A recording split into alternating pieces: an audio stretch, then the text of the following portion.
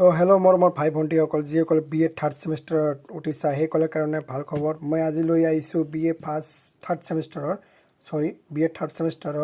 Political ছায়েন্সৰ paper number 2। পেপাৰটোৰ নাম আছিল ইণ্টাৰনেশ্যনেল ৰিলেশ্যন, আন্তৰ্জাতিক সম্পৰ্ক ইণ্টাৰনেশ্যনেল ৰিলেশ্যন। বিভিন্ন দেশৰ লগত কেনেকৈ সুসম্পৰ্ক গঢ়াই তোলা যায় এই বিষয়ে আছে ইয়াত। তো আজি আলোচনা কৰিম।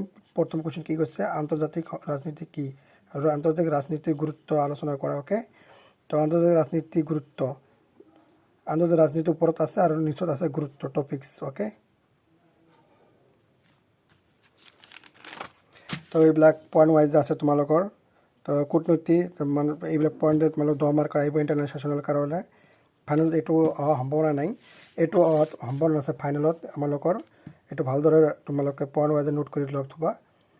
তো কি কৈছে ছেকেণ্ড কুৱেশ্যনটো, আন্তঃৰাষ্ট্ৰীয় সম্পৰ্ক বুলিলে কি বুজা আৰু ইয়াৰ পৰিসৰ আৰু প্ৰকৃতি আলোচনা কৰা।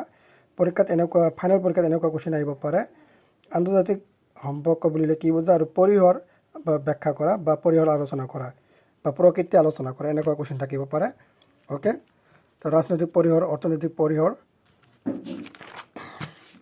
আৰু সামৰিক পৰিসৰ, সাংস্কৃতিক পৰিসৰ, আন্তঃৰাষ্ট্ৰীয় সংগঠন। অ'কে, মই এনেকুৱা 5টা পইণ্ট দিছোঁ, তোমালোকে আৰু বহলাই দিব পাৰে। তো ইয়াত পিছত আছে আন্তঃৰাষ্ট্ৰীয় সম্পৰ্কৰ প্ৰকৃতি। অ'কে,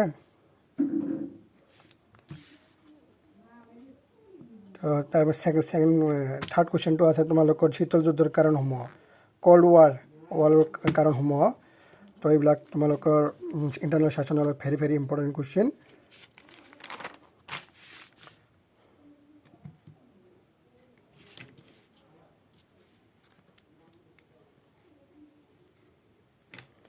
তো এতিয়া নেক্সট 4 নম্বৰ কুৱেশ্যনটো আছে দ্বিতীয় বিশ্বযুদ্ধৰ কাৰণসমূহ আলোচনা কৰা।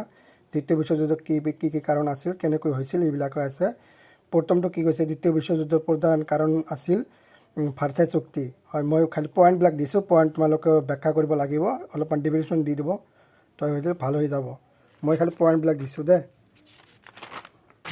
আৰু এতিয়া আছে তোমালোকৰ very important question final into ছেশ্যনৰ কাৰণে। অ'কে, শীতল যুদ্ধ বুলিলে কি বুজা, কল্ড ৱাৰ, ঠাণ্ডাৰ সময়ত যি ঠাণ্ডাৰ সময়ত যি যুদ্ধ হৈছিল সেইটোকে কল্ড ৱাৰ বুলি কোৱা হয়। এনেকুৱা নহয়, কল্ড ৱাৰৰ তোমালোকে এনেকুৱা ভাবিবা কল্ড ৱাৰ মানে ঠাণ্ডা দিনত যি যুদ্ধ হৈছিল সেইটোকে শীতল যুদ্ধ বুলি কোৱা হয়, এনেকুৱা নহয়। ইয়াত পইণ্ট ৱাইজে তোমালোকৰ দিয়া হৈছে। অ'কে, ভালদৰে পঢ়িবা, এইটো তোমালোকৰ ফাইনেল ইনটু ছেশ্যনৰ কাৰণে ভেৰি ইম্পৰ্টেণ্ট কুৱেশ্যন হয়। এইটো 5 মাৰ্কৰ ফাইনেলত আহি থাকে আৰু ছেশ্যনত 10 মাৰ্কৰ আহিব পাৰে বা 5 মাৰ্কৰ আহিব পাৰে।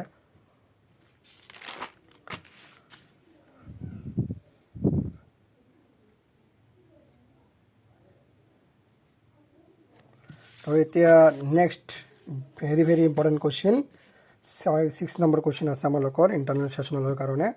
এইটো ফাইনেলত অহা সম্ভাৱনা আছে কিন্তু ইমান বেছি নাই। অ'কে, আৰু সম্ভাৱনা বেছি আছে। শীতল যুদ্ধটো ইমান নাই, কিন্তু এইটো আছে। এইটো ক্লাছ 9ৰ হিষ্টৰী চেপ্টাৰৰ হয়। অ'কে, ক্লাছ 9ত ভেৰি ইম্পৰ্টেণ্ট হয় কুৱেশ্যনটো। দ্বিতীয় বিশ্বযুদ্ধ বুলিলে কি বুজা, ছেকেণ্ড ৱৰ্ল্ড ৱাৰ বা ৱৰ্ল্ড ৱাৰ 2। অ'কে, এইটো তোমালোকৰ ভেৰি ইম্পৰ্টেণ্ট কুৱেশ্যন হয় ফাইনেল ইনটু ছেশ্যনৰ কাৰণে। তো কিমান চনৰ পৰা কিমান চনলৈ হৈছিল, 1939 চনৰ পৰা 1945 চনলৈ এই যুদ্ধ চলিছিল। ইয়াত বিভিন্ন দেশে অংশগ্ৰহণ কৰিছিল। প্ৰথমত অংশগ্ৰহণ কৰিছিল জাপান, ইটালী আৰু জাৰ্মানী।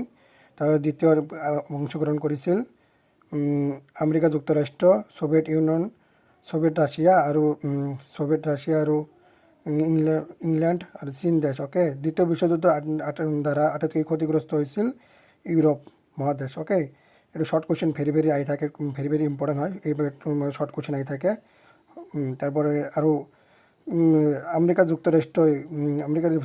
যুক্তৰাষ্ট্ৰই জাপানত হিৰোশ্বিমা আৰু নাগাচাকিত পাৰমাণৱিক বোমা বিস্ফোৰণ কৰিছিল ছেকেণ্ড ৱৰ্ল্ড ৱাৰ সময়ত। তো এইটো তোমালোকৰ ছেকেণ্ড ৱৰ্ল্ড ৱাৰ বিষয়ে ভালদৰে চাব ফাইনেল ইনটু ছেশ্যনৰ কাৰণে ভেৰি ইম্পৰ্টেণ্ট।